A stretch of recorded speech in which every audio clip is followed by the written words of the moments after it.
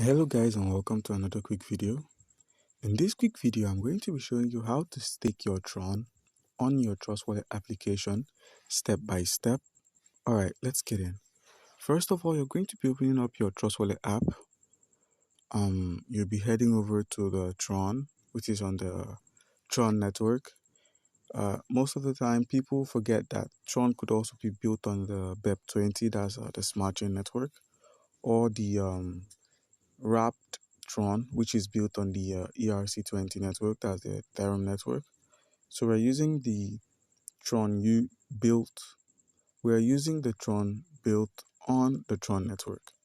Alright, so what we're going to be doing now is clicking on stake, just like this. You click on stake, it loads up, and it shows you your available Tron.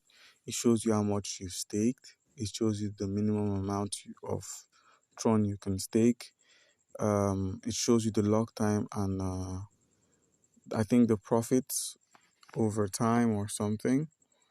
You click on stake, it loads up, and there are validators, and you can pick a simple validator for profits you earn.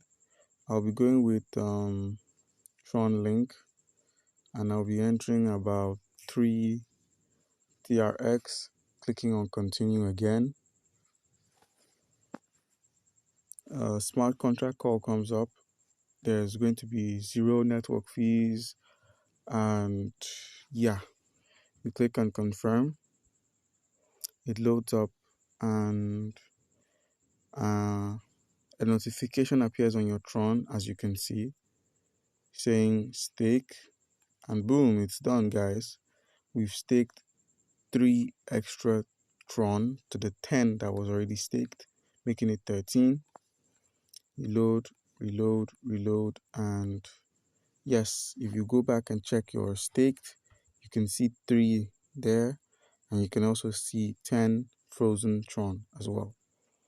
Alright guys, thank you for joining into today's video.